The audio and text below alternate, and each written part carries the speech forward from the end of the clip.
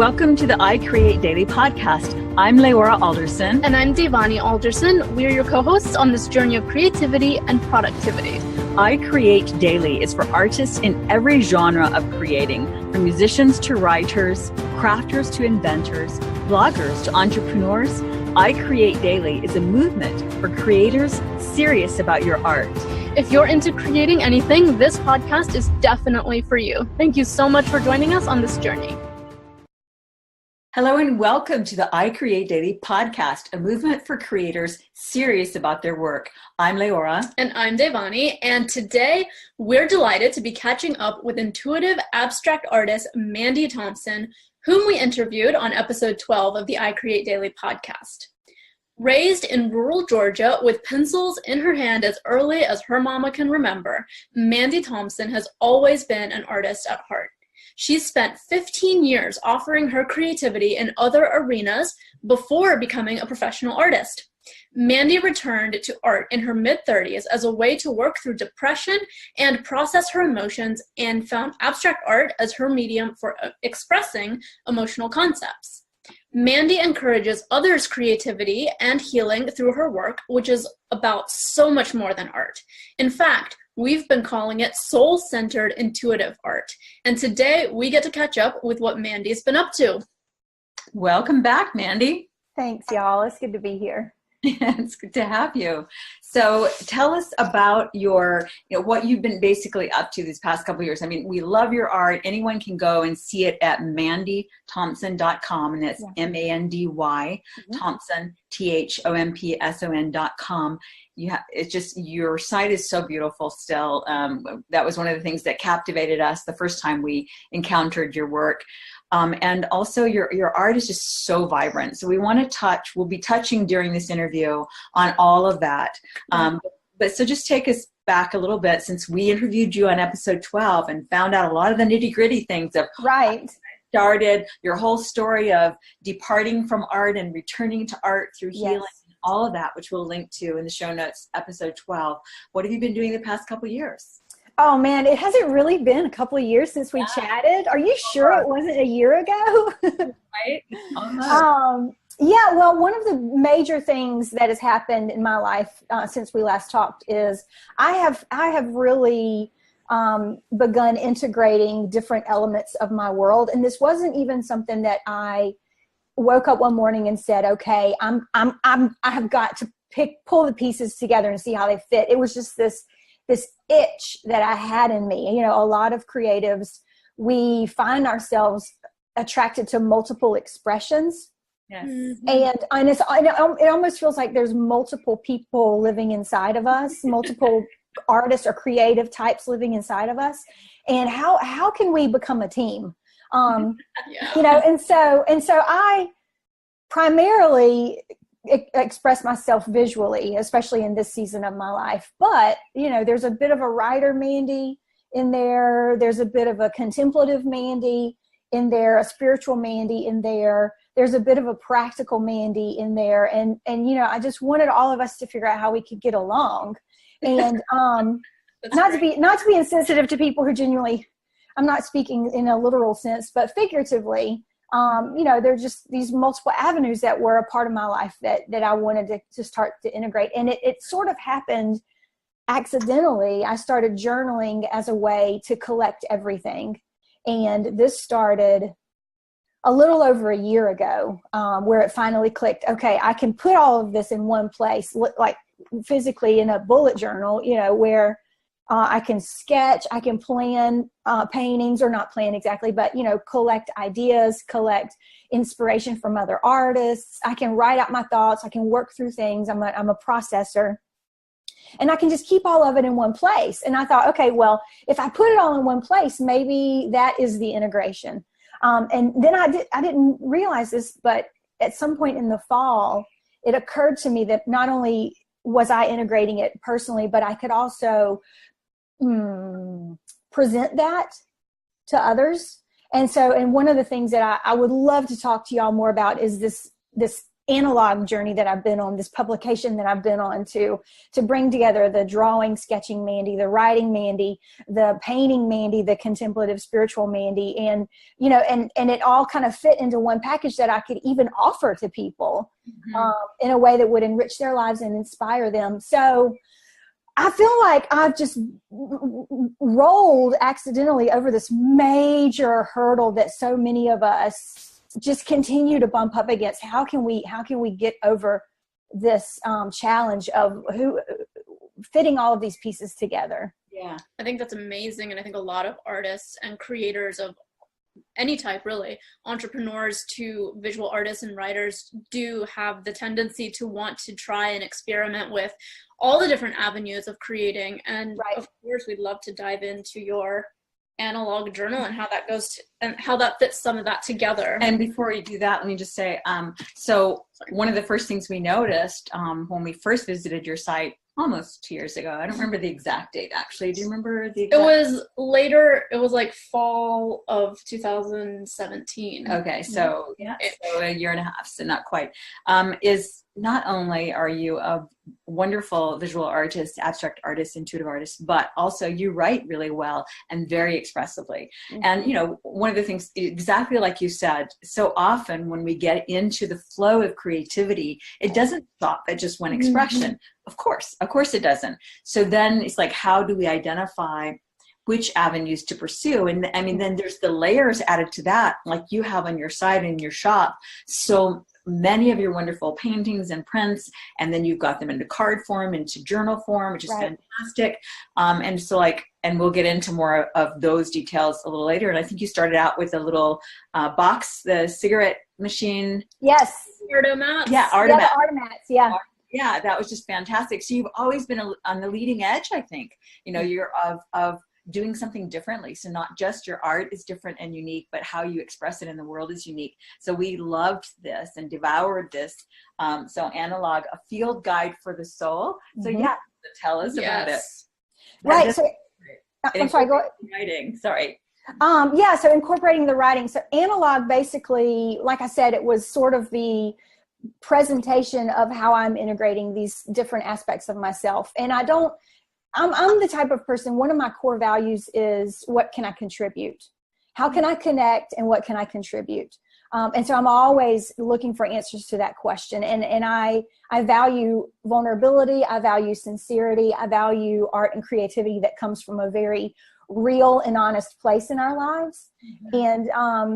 And so publishing Analog, being a field guide for the soul, one of the things that I'm very interested in is, how do we balance emotionally, psychologically, spiritually, mentally? How do we balance the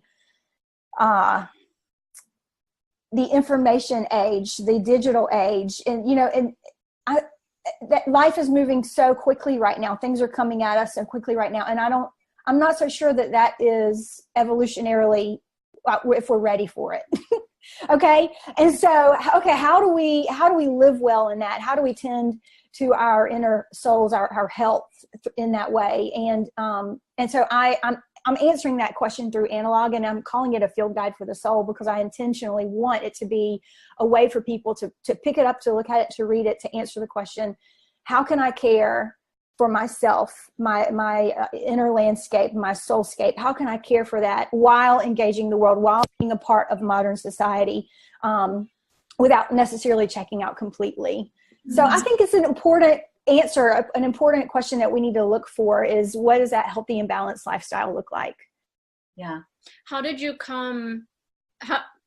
your art help you come to those questions for yourself? Was there a point where you're just like, I can't take all this information overload in the world without just stepping back and processing it myself? How did you personally come to realize that that's what you needed? And then create it for others, really. Right. Oh, that's such a great question, Devani. Like we said before, art reemerged in my life as an answer to the question of how can I balance myself, my mental health in terms of depression and anxiety? How can I process things that I hadn't been able to process? And then how could I begin to use art as a means of leveling out my brain chemistry? And we know that art literally does change your brain chemistry. In the same way that people say, keep a gratitude journal, you know, keep your brain, you know, connected to things that literally create a biological positive response in you. So I needed art as a way, as sort of a natural medication to balance. And so I saw the value of it there. And one of the things I learned pretty quickly was that it was a natural way for me to slow down, to become more thoughtful, to become more reflective, to become more aware. And it started with art journaling, and I was using art journaling as a way, like I said, to express cathartically. And so journaling very quickly became a resource for me. And eventually I found ways to write things down using words, using language, using sentences. And that, you know, I mean, I'm talking like, you know, 5, 6, 7 years of that. And then fast forward into very recently when it became a place where I could integrate all of these parts of myself, like I said. And that's when I made the connection that I could put all these pieces together and offer them. Am I answering that question? Yeah. Okay. It was sort of like, because I think a lot of people are realizing that we are in an information overload world, and that it's not necessarily going to stop. So there's not going to be a solution that's like, all of this will just stop. And so we all do have to deal with that, and or try to anyway. And so, but not everybody has that entrepreneurial or artistic creative spirit of like, oh, well, let me provide something that can help the right people figure this out too. Yeah, and at the core for me, you know, it ties into mindfulness. It ties into all these things. All of these things are converging right now, you know, as alternatives to numbing out with information overload. But the core question is, are you taking time to pay attention and think about your life? Are you taking time to live with intention, or are you living in a way that is just reactive and numb and without that higher level of understanding of what we're doing? So I feel like there's multiple ways to come at that, but that really is the pattern that I think is emerging in society. And I think that's something that people are looking for themselves. And so I'm offering the ways I live intentionally, live with awareness, live in a way where I'm stopping, I'm slowing down, I'm thinking about it. I'm offering that because I think it is accessible to people. Okay, can you sit down and just write about how your day was? I can write about Okay, good. We're going. We're there. You just arrived. That's right. That's such a great point. And so, you know, one of the things that's fascinating to me about visual art, which I'm not a visual artist, but I kind of get a similar thing from writing. It's the concept of being like meditation in action. Yeah. And, you know, artists, so really they are, to create art is to meditate. Yes. And it is to bring forth beauty. It is to work with, you know, feelings and emotions. In fact, you had a post on your Facebook just recently about 2 beautiful paintings that you created as a way of transmuting anger, basically, to express anger, and they didn't come out looking angry at all. Right. So, you know, and you mentioned gratitude. So like when we're creating, it really does connect us with, you know, divinity, the divinity within us, because that's where love lives. That's where gratitude lives, and that's where beauty lives, and they're all connected. So I like, what I also love about how it is that this evolved, probably like everything you've done, same thing for us. And we keep telling our audiences, don't worry about a business plan. Don't worry about having it all figured out. You know, you started creating what it is you needed. Yes. What came from you, from the inside out. And then it was, and so much of what we've done has been that way. And that is, so then now that we have it, now that we want it, or we want it, and so we create it, how can we share it with others? Yes, because we're asking universal questions. You know, I think it's Sabrina Ward Harrison that said, create the thing you most need or you most wish to find. And I think it was, who said live the questions? I cannot believe I've just forgotten who said live the questions. Who said live the questions? Let me see. I don't know. We'll find it though. Oh my goodness. Where did it go? It was right there. But, you know, but that as creatives, oh, wow. Sorry. We're sitting and looking in the woods, and a big owl just flew by. Sorry. This is the wrong time of day for an owl to be flying around. I know, right? I know. Sorry. I didn't mean to interrupt though. No. What? We do not assume that our understanding of reality or our lives as we live it are the only way it can be done. We constantly push push the envelope. And if we find discomfort, and I think one of the reasons, a lot of creatives are also highly sensitive, which means that we are sensitive to discomfort, which means that we react a little more exaggeratedly. I don't want to use, that's not the best word, but we feel discomfort more. We're going to be more motivated to change something rather than just live with it as it is. And so we are going to go, I don't like this, I'm going to do something about it. Or this doesn't make sense to me, I'm going to ask this question. I need to explore where this takes me, because where I am in it right now is not where I want to be. And so we find ourselves asking these questions that many people are carrying, whether they are conscious of it or not, and then finding these answers and then going, I found it. I found it. And then, like I said, offering that to the world. Yeah. No, that makes a lot of sense. And something you said, what was it? Well, we were talking about you sharing what was working for you. How intuitives, how artists tend to feel so strongly. And so, because there's a lot of connection to psychism, intuition, and empathy, empaths, basically, in the artistic and creative world. Because in order to be tapped into the creative, energy in the ethers, as it were, you've got those antennas out, you've got those feelings out, you've got your heart, open or seeking to be open. And and then it hurts. It can hurt as well. We feel it more strongly. Exactly. Yeah. You said it succinctly. So, well, tell us about what you've done with, let me back up just a second. We heard of you originally from Lynn Hunley, who was members in your community. And she was saying how you actually sent snail mail to your audience, not just email. So now, which is fantastic. And now you're creating this analog, which is every 2 months, you publish it and you mail it out. And the first one was a gift to your list. And from then on, it's subscription.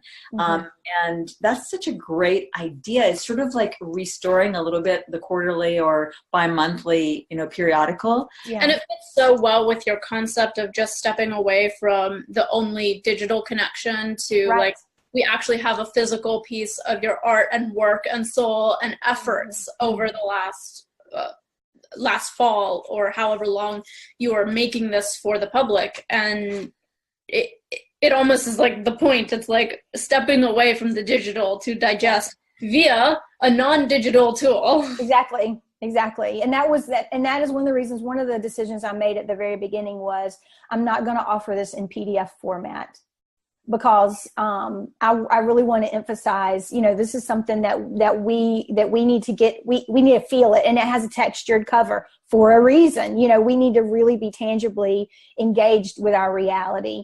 And so that's just a huge, it's subtle, but it is a big message of what this is about.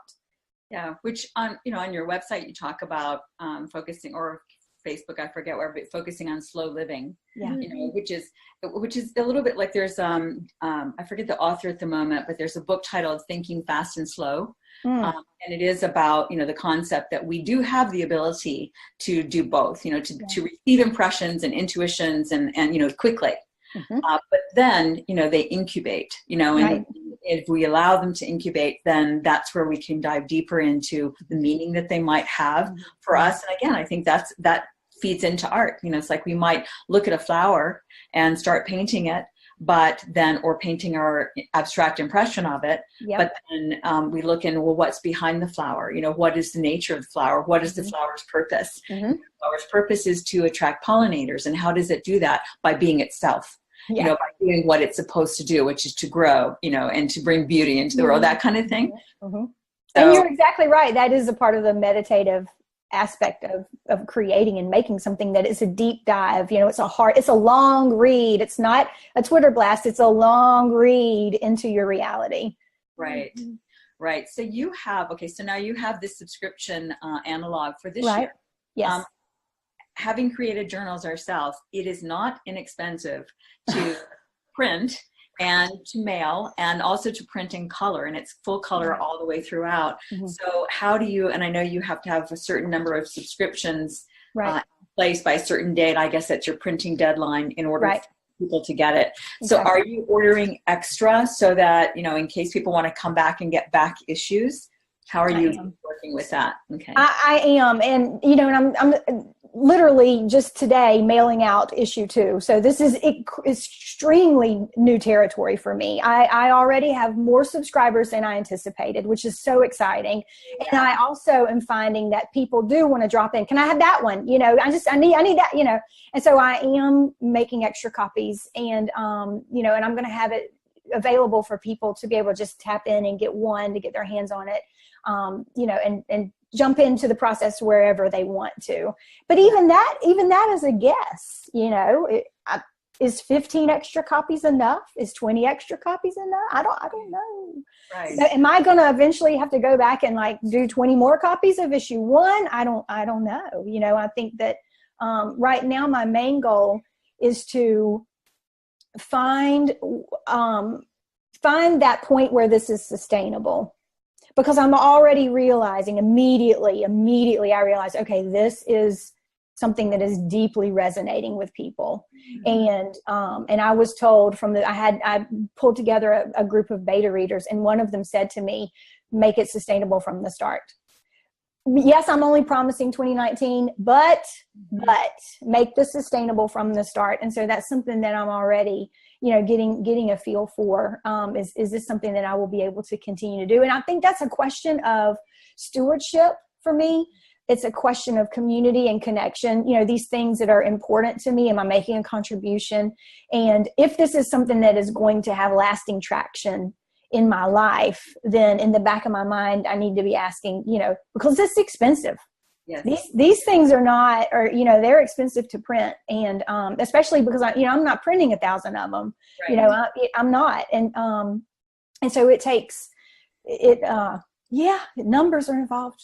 Yeah, absolutely. Well, like you said, you have to be able to continue doing it because it's not only a cost factor, but the time factor and, mailing them individually and setting them up on your site. But yeah, I think it would be perfect so like by the end of the year, you'll have 6, which means you'll also essentially have a year's worth, so to then put them all together into some kind of a prompt journal, and you're perfectly positioned with your skill and that sort of thing to create your own art prompt, like abstract art prompt journal, where basically on one side you could have, it could be something like the colors of a palette that you might recommend somebody work with for a day, and here are the colors, here's the swatch, now here's the blank page, what will you create intuitively from that? Another one might be to have sort of a visual in black and white, and then now go choose your own color. There's just so many things you could do with your own art prompts, and it could be, tied in with this as well. Mm-hmm. Yeah, I've already, in my head right now, it's, it's the 6 issues like you're saying, but that already there's the question of, could these be rebound into larger editions? Am I going to do something where you get like a bonus edition that is specific to one theme that it's not in the subscription, but you go in a one-off, you get this and whatever. Once I realized that this was really hitting a place in people's lives, that's when I thought, okay, now what could this really be? Mm-hmm. And I'm still in the place of going, okay, I like literally right now, my thinking is, okay, I just mailed out issue 2. I really need to wrap my head around issue 3. Like I'm that, but once I get in the rhythm of that, like there's so severe learning curve to this self-publishing kind of a thing. But once I get in the rhythm of that, what extra features, and I love the idea of, creating like a prompt journal that there's so many spin-off possibilities. Absolutely. So I'm going to write that down. Sure. Yeah. Definitely. And we love to ideate on any of that at any time. And it's, because that's the thing we've seen in creating the journals that we've created. There's just, we published 9 journals in about 13 months of various kinds. And we already have about that many more planned, hopefully for a large portion of them for this year. Because again, it's like when you create one piece of art, there are things that when you're using certain colors for whatever you're creating, you have to make a decision of what colors to use and therefore what not to.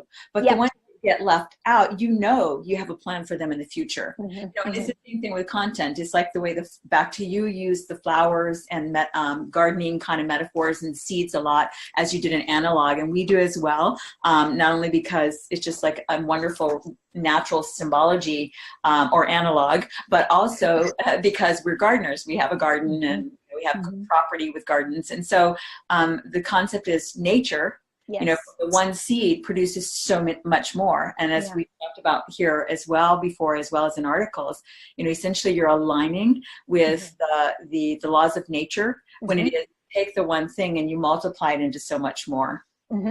Yeah, I think that word alignment, this could be a total moving in a different direction, but I think alignment has been a huge part of me doing this analog and offering it. So many of the discomforts in my life were resolved when I just went, boom, that's what it is, and I think for us as creatives, we really feel that we are in harmony with ourselves and in harmony with the world when we are aligned with our values. We're aligned with, what we have to offer, what our gifts are, what our passions are. And if we're aligned with those areas of our lives that we feel strongly about, and we're communicating in that area. So alignment is huge. And I think that's one of the important questions that creative individuals need to ask is if I'm aligned, or what changes do I need to make adjustments to be aligned with myself and with my values? Yes. What are some of the things that you did to figure out your personal alignments and the things you would do that felt unaligned, and then moving towards the things that were projects or activities or just living life in a way that was aligned? How did you figure that out for you? I think a lot of it comes from experimenting. There are some things in life that are obviously not for me. That we have a list of things where, okay, skydiving is not for me. I'm not doing it. But, but as we get to know ourselves more, the next question, a part of getting to know ourselves is just literally asking what is important to me. And then saying, how can I move my life in that direction? So reading the books, having conversations. It's very similar to it in my first year of deciding, okay, I'm going to really be serious about being a professional artist. The first thing I knew I needed to do was explore my signature style. So I worked in watercolor, I worked in collage. I did a lot. I never touched oil because I knew my daughters were really young and I literally didn't have time to wait on paint to dry. So I knew oil was not for me, like skydiving. I'm not doing it. But, but in other respects, different techniques, looking at different artists that people were already doing certain things and asking myself, does that resonate with me? Do I want to try that? Do I want to take that technique on? But it's just a process of elimination and exploration of finding what fits. And, but if we don't know who we are, if we don't know what fits, then we will constantly feel that discomfort. It's just not right. It's just not right. Yeah. But you don't know why. It's just not right. Yes. Yeah.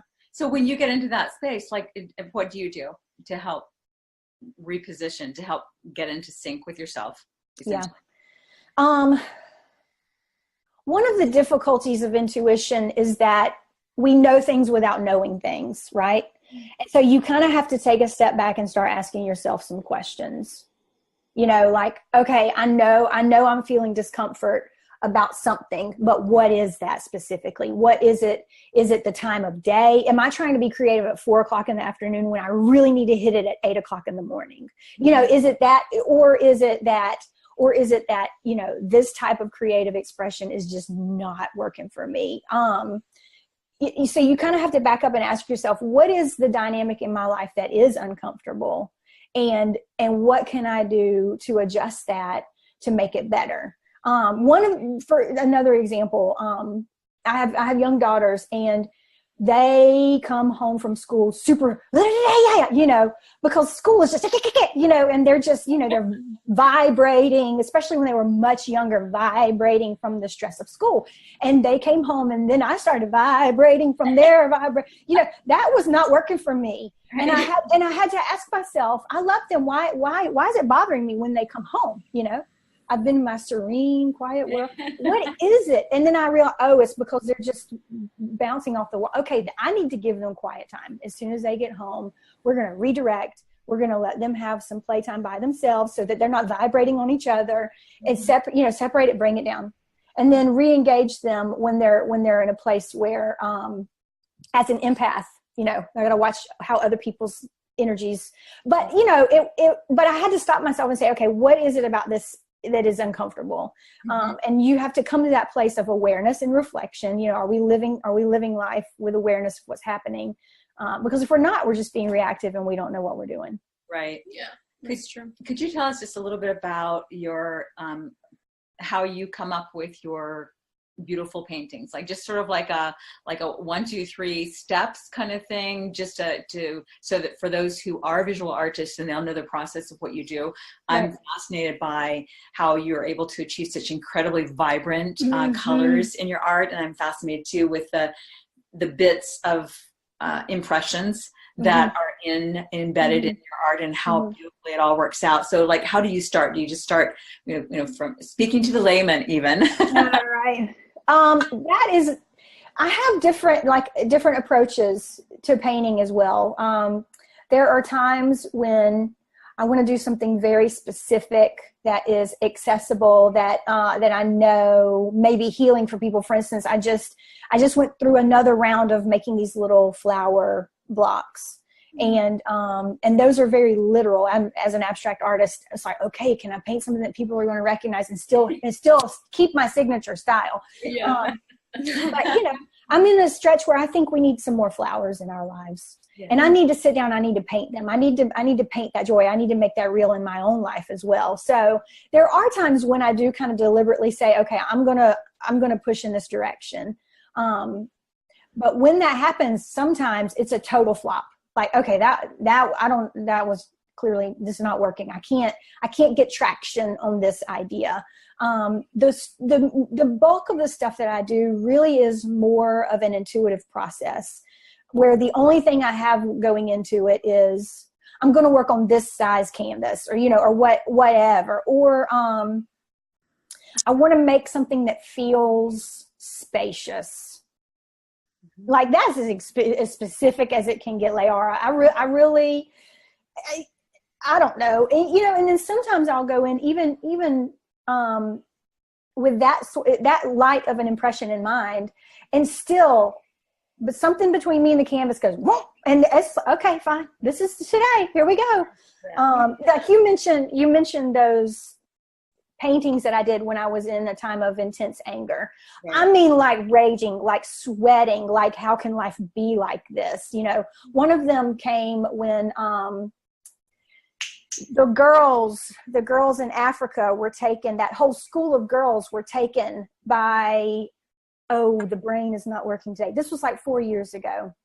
Boko Haram and the girls, and they were all taken as child wives, during all of that. I was just, when that hit the news, and I went and I oh gosh. And one of the paintings came from me just living in the space of, wow, how do we live in a world like this? Like, and feeling so completely upset about that. And that's one of my most resonant paintings. And people look at it and they don't feel that rage or anger, but it carries a lot of energy. Yes. That painting really carries energy. And I think that is what hits people. And I didn't have a plan when I started that painting, but I remember that process probably more vividly than a lot of my other paintings, because it was very real. It was very raw. I mean, it was happening. I think that's a really beautiful way to deal with all the different things you hear that you don't feel like you can do anything about. Mm-hmm. It's a very productive way to channel that energy, because you could have just been in a rageful space for a while. Yeah. Like, I can't do anything about that, but now I know this thing, and how can I know this terrible thing and not know what to do? Right. But it's just such a great way to just channel, I don't want to say helplessness, because that sounds really victim-y. Right. But that feeling of like, I know a terrible thing and can't do anything about it. Yeah. Yeah, you know what? And this brought to mind, there was this season of my life. This was a few years ago where I'm just going to be, can I be real honest about something? Okay. I was on Zoloft for about 3 weeks, and I needed it because I was, my medication, brain, all that was making a hard transition. And I just needed, okay, we're going to hold everything still.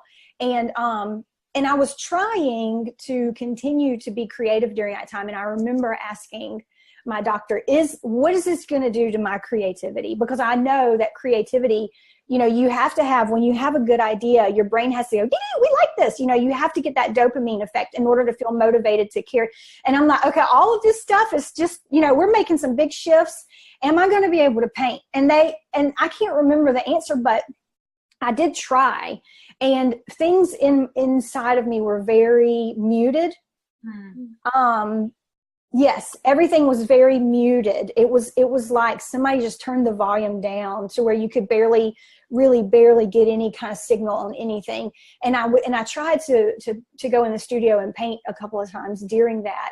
And I ended up painting these colorless kind of urban landscape scenes-ish, impressions of, like, drawn impressions of buildings and skyscrapers. But in that, those were kind of in the background. And in the foreground were these floating figures with oval-shaped heads that were attached to a body by a very narrow neck. And then the body was shaped kind of like a teardrop. There were no legs. And then they had arms that were very long, that were exaggeratedly long past the bottom of the torso. Almost like an alien. Now, you know what my paintings look like. Yes. And that is what intuitively, subconsciously came out of that season for me. And, and I kind of had to say, okay, I'm gonna need to just not try to paint because the colors were gone, and the reflection of my interiority. I did need to recognize that. I did need to put a flag in the ground for that moment. But then my next question was, okay, how soon can I move past this medication and get myself back to a place where I can access my creativity again? Mm-hmm. And I know that any creative who deals with seasons where they have to address their mental health and where they may have to engage medication in order to do that, it just changes things. It just changes things. Absolutely. Yeah. Gosh, there's so much about what you're saying that we probably can't, or maybe you don't even want to get into in this episode, but I think it should be addressed at some point. And, if I get to the place in this topic, like you were with the story of the African girls, for instance, then I can get very passionate and very evangelical about it. And that is the concept of all these children that are being medicated for ADD, when really what they are creative souls needing a creative outlet and a way to express it and connect with that. So in a way that's not being provided. Yeah. And yes. And if they're on medication, then how it is that it's numbing the very thing that they're here to do more of. Right. So yeah, there's so much in that, that really needs to be addressed. So speaking of which, though, and back to your own experience, and you said, you needed to do it for a few weeks, 3 weeks to get it into sort of, equilibrium of your own.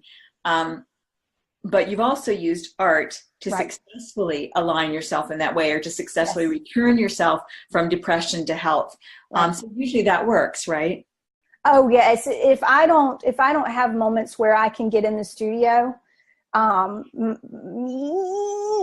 inside of me, that happens. And I'm in the process right now of exploring what are the literal chemical benefits of creative activity, and there's this article floating around that right now that says that 45 minutes of creative time, of engaging in making something, that literally changes your brain chemistry. And that those feel good chemicals start to rebalance against the stress hormones. So physiologically, there are things that we can do. And like I said earlier, a lot of creative types are also highly sensitive.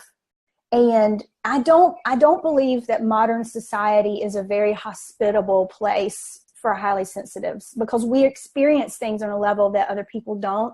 And so that onslaught is even more charged. Right. So I have tried in the past 5, 6, 7 years, after realizing this is how I live in my early 30s to mid 30s, really shifting a lifestyle that suits my sensitivity, that suits my nervous system.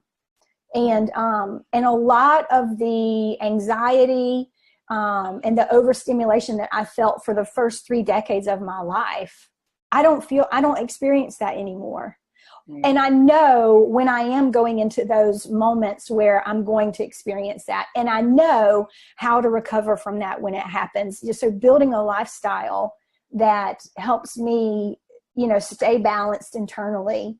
And that suits and that feeds and that nurtures, and that is a fertile ground for who I am and what I have to offer the world.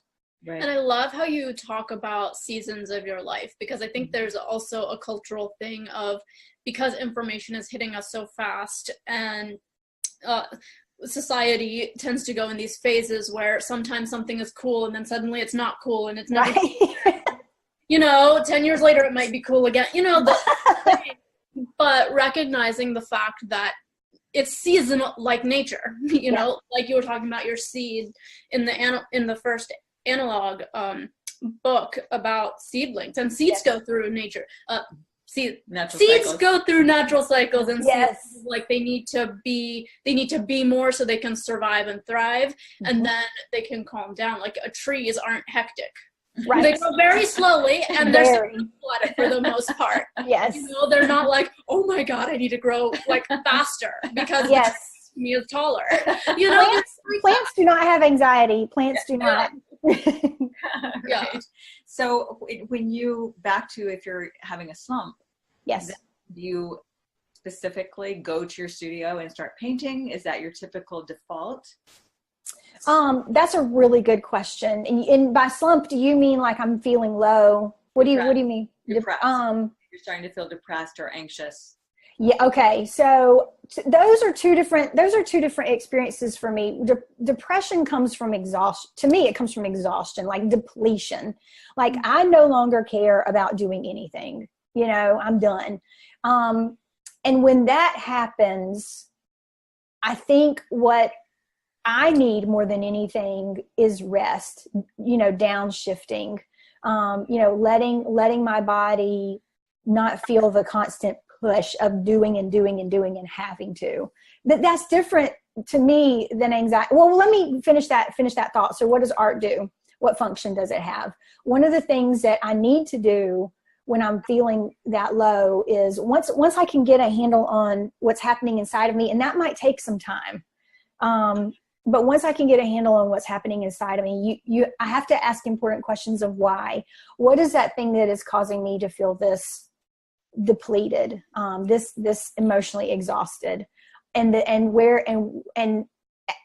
what is pulling so much of my energy that I don't have any more energy to just give to life, and how can I begin to take that tiny little ember, and what is the right fuel that it needs to begin to nurse that back to a flame, nurse that back to a fire, because your flame just dies down.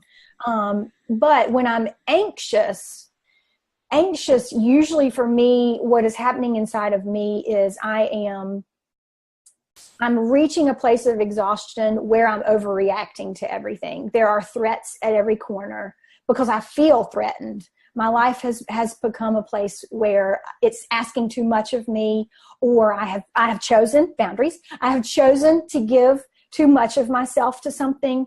I haven't protected my energy, and it's the early anxiety to me comes before depression. It's the early warning sign where my body says, okay, this is enough. Okay, this is enough. Okay, this is enough. Okay, and it can come out irrationally, and so I can't necessarily take that literally.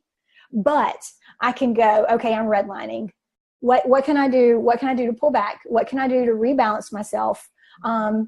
To give my body time to adjust and time to feel like I have cushion. I have what it takes. And painting, being in the studio, that time really, really helps, because I can let my brain sort it all out. Let's work it out. Let's put things in the right boxes.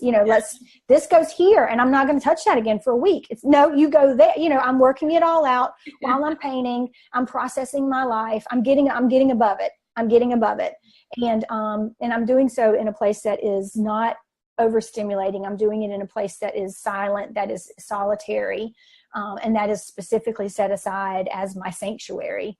And art in that regard really, really helps to rebalance me. And we've already talked about what it does to your neurochemicals anyway. So, I mean, there's a lot happening to help with anxiety when I'm in the studio. Right. You ask a lot of very proactive questions and non-judgmental to yourself questions. Is that something that you learned through the journey, or is it partly natural, or a mix of both? Oh no, I'm my worst critic. My first is, what's wrong with you? But that's not, that's not helpful to, but honestly, my first question is always, what's wrong with you? Why can't you deal with it? Why can't you face this? Why do you feel like you need to go hide? Why get under your weighted blanket? It's 1:00 in the afternoon. Get up and do, but that's not productive, Devani. But eventually I do come to the realization, I can't. I have hit a limit. And there's absolutely no reason to force myself or expect myself to move beyond my capabilities. Mm-hmm. So the kindest thing you can do is say, okay, then let's downshift. Let's take a step back. Let's breathe. It's like self-parenting. Mm-hmm. Recognizing what I need and then giving that to myself. Yeah, absolutely. So looking at your incredible website, again, mandythompson.com, it's just a feast for the eyes, and you have so many options that people can enjoy viewing, as well as taking part of your art through buying various things that you have. You created your site, and you created so many options, from books, as we mentioned, to cards, journals, rather. Right. So do you have, advice to artists who are just starting to set up their presence in the world for earning revenue, for right. actually selling some of their work, or those who are already selling some of their work, always want to know, of all the things that you're doing, because as you know, also, you're an artist and you're a creator and you're an entrepreneur wearing many hats. And we talked about that in our first interview with you. So if you could only do 5 things, what do you know? What 5 things of the things that you're already doing and selling, and how you're packaging your art, that produce the most revenue for you? Honestly, it depends on the season, but originals just don't betray me. They're steady. And, and doing art that is accessible to my network, my community. So these little blocks, I do things like this, and I can spend a couple of weeks in the studio and, and create these little things that are similar. They're each different, they're unique, but they're similar in design or in color scheme or whatever. And that stuff that really hits people in a way that, like I said, is accessible. But honestly, it just depends. And there's a difference between what I did when I was starting out and what I'm doing now. I had to learn how to offer and create prints. I had to learn that, and now that's something that just sort of runs itself. And that learning curve is not there. And so it doesn't take nearly as much time. I had to learn how to make these little blocks. It's not something that I go buy at the store. My husband literally makes these things in his shed for me. And then, and then I paint on them. I mean, it's something that's a custom idea that I had that I wanted, but there's a learning curve. You have to figure out how to do those things. Yeah. And it just takes so much time. But when you're starting out, you have to work one system at a time. And you want to work within your values. And one of my values, like I said, was, what am I contributing? And one of my values is community. And so I had to ask myself, if I offer these journals with art as the cover, and my art as the cover, does this align with with my values? And if it does, it's going to align with my people, because your people are attracted to your values. And especially if you're an entrepreneur in any kind of field where you're offering something personal, you just have to know these things. I think it's interesting that we keep coming back to the values, but you have to know these things. And so if it aligns with my values, then it's going to align with my people. And there's going to automatically be resonance. And I knew, back to analog, as I have cultivated this community of people who are engaged in my art and who are interested in, cultivating this lifestyle as well. I knew that it would hit people in a good way. I knew that it would be resonant. It still exceeded my expectations, but I knew that it was an idea worth pursuing and worth offering. Because at that point you begin to understand more easily what will work for people and what won't. But you have to add these services or these new features. You have to add these things slowly because of the learning curve. But you build that merchandise, you build those products, and then, like you said, y'all offer how many journals a year now? Yeah, we created 9 within. Yeah. And I'm sure that the first journal that y'all did took 4 times as much effort as the one, and so now you've got that system going, and it's something that you can just automatically offer to the I Create Daily community. Right. Mm-hmm. Definitely. So when you create your art, you said how to do the prints, how to take it from digital. So do you have that set up, the camera and the printer set up in your shop or your studio, or do you outsource that? My personal system is that I capture the image. I don't actually use a camera. I use a scanner. I use a flatbed scanner, and I scan it piece by piece by piece by piece by piece, and then I stitch it together in Photoshop. I want to do that because I want complete control over the quality of the image.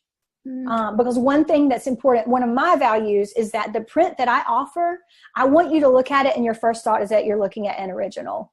Yes.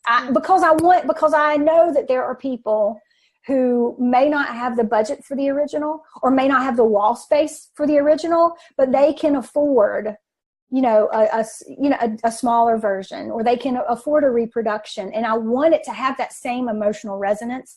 So I'm a stickler about the image. I'm a stickler about it looking, that quality is pristine. So I manage the image, and then I outsource to other companies to print for me. That's just way too much. I don't want to do all that. Yeah. Okay. And they can do a much better job, and it's going to cost about the same either way. So right. Yeah. So then Photoshop. So you have to know Photoshop well to do what you're doing. I know that I click that, I click that, I wait, and then boom, there it is. You need, the parts of Photoshop that you need to make it the quality. Yeah. There you go. That makes sense. So back to the 5 things, like you said, I think that, like you said, it keeps coming back to community. So in a way, part of what you're saying is it's no one thing other than your originals being, of course, the top sellers. But what it is creating a community that resonates with who you are, what you do, and what you stand for in the world, and how you grow. And then because they resonate with you, there's a synchronicity and a synergy, and then you listen to them as well. Like you create things that you think you like, and then you connect and kind of verify that with them. Like you said, it's like anybody interested in analog, and then the surprise, the response was surprising. So that's kind of what it is, isn't it? It's one. Totally. Yeah, and I'm sorry, I just realized you asked for 5. I don't think I have the mental bandwidth to give you 5 right now. Right. But if there's anything I would say get clear on your values, because your values are your true north. And you will betray yourself if you don't know your values and you start going in a direction that honestly it's just not you. So, any creative entrepreneur, like I said, who's offering something personal, for it to be sincere and for it to really have presence and have radiance, it's got to be aligned with your values and those things that are deeply personal to you. That makes sense. I love that you mentioned that, because it reminded me, you posted something, and I don't remember when, but I saw it. I'm not sure if it was a question or a musing or just a comment, but you were talking about how it seems like it's hard to make art living as it's hard to make a living as an artist doing only uniquely to you work versus selling things for the masses. It was something along those lines. Yes. Yeah. It was, I remember that. It was about, coming to a place of understanding that not everything that sells is good art. Good art doesn't always sell. Right. And one of the reasons why that clicked with me was because a lot of the commercial avenues for art play safe. And I don't just mean visual art. I mean book publishers, magazine editors, whatever. If there is a middleman who is in charge of distribution and in charge of sales, they're going to go with what's safe. Mm-hmm. And what's safe is not always pushing the line. What's safe is not always controversial or asking the big uncomfortable questions, and that is oftentimes where the good art really is.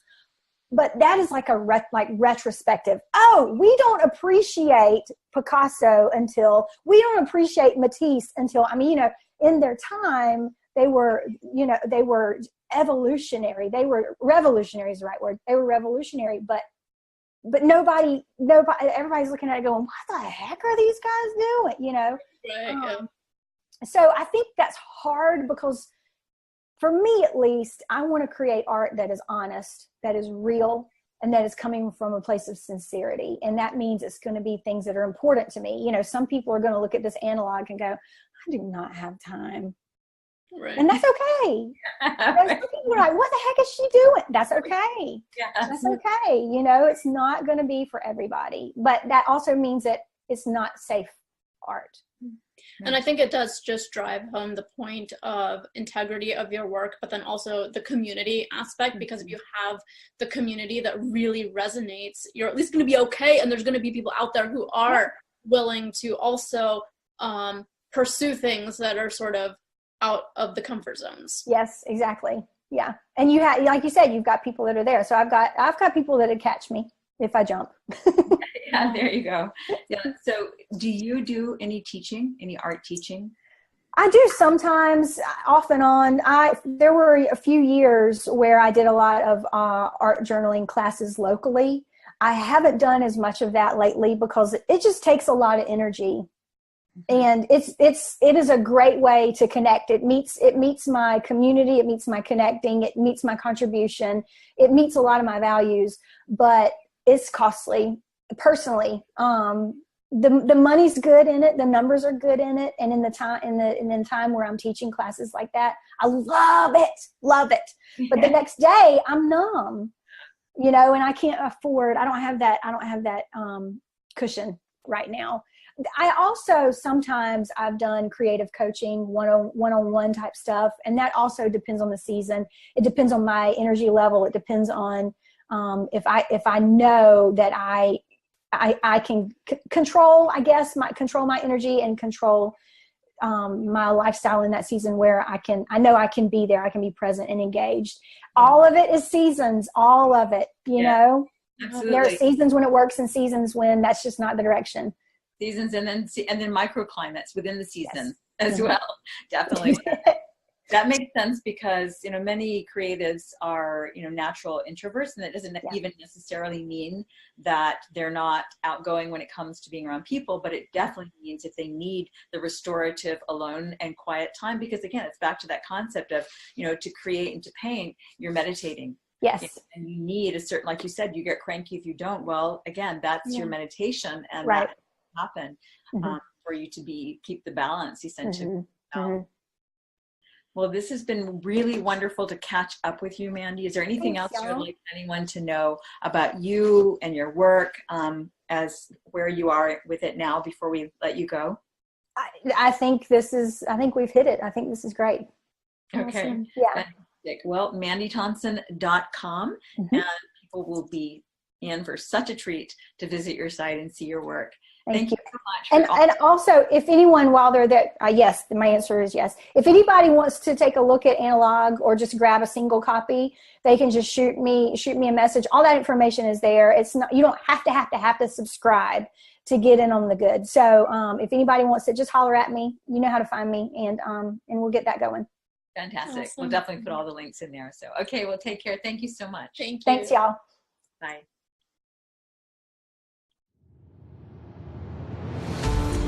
Thanks so much for joining us for the I Create Daily podcast. Please let us know what creatives you would like us to interview and what topics you would be interested in hearing more about.